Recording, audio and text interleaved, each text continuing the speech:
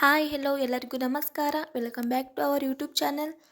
ಸಂಕ್ರಾಂತಿ ಹಬ್ಬ ಇರುವುದರಿಂದ ನಾನು ಸಂಕ್ರಾಂತಿ ವಿಶೇಷವಾಗಿ ಶೇಂಗಾದ ಹೋಳಿಗೆನ ಮಾಡ್ಬೇಕು ಅಂದ್ಕೊಂಡಿದ್ದೀನಿ. ಬನ್ನಿ ಯಾವ ರೀತಿ ಮಾಡೋದು ಅಂತ ನೋಡೋಣ.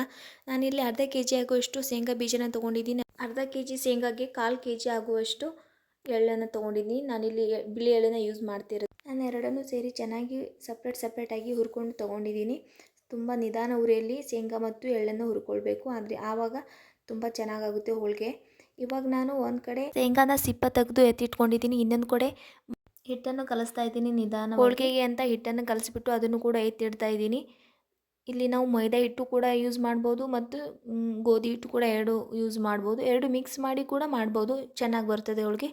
ನಾನಿವಾಗ ಹಿಟ್ಟು ಕಲಸಾಯಿತು. ಇವಾಗ ಏನು ಪೌಡ್ರ್ ಮಾಡ್ಕೊಂಡು ತೆಗೆದಿಟ್ಕೊಂಡಿದ್ನಲ್ಲ ಅದನ್ನ ನಾನು ಚಿಕ್ಕದಾಗಿ ಉಂಡೆನ ಕಟ್ಕೊಂಡು ಇವಾಗ ಕಲಸಿರೋ ಹಿಟ್ಟಲ್ಲಿ ಸ್ಟಫಿಂಗ್ ಮಾಡಿಬಿಟ್ಟು ನಾನು ಲಟ್ಟಿಸ್ತಾ ಇದ್ದೀನಿ. ನೋಡ್ತಿರ್ಬೋದು ನೀವು ಯಾವ ರೀತಿ ಬಂದಿದೆ ಅಂತ. ನೀವು ಕೂಡ ಟ್ರೈ ಮಾಡಿ. ಈ ವಿಡಿಯೋ ಇಷ್ಟ ಆದರೆ ಲೈಕ್, ಶೇರ್, ಕಮೆಂಟ್ ಮಾಡಿ. ಪ್ಲೀಸ್ ಸಪೋರ್ಟ್ ಮಾಡಿ. ಈ ಒಂದು ವಿಡಿಯೋನ ಇಲ್ಲಿಗೆ ಎಂಡ್ ಮಾಡ್ತಿದ್ದೀನಿ. ಬಾಯ್.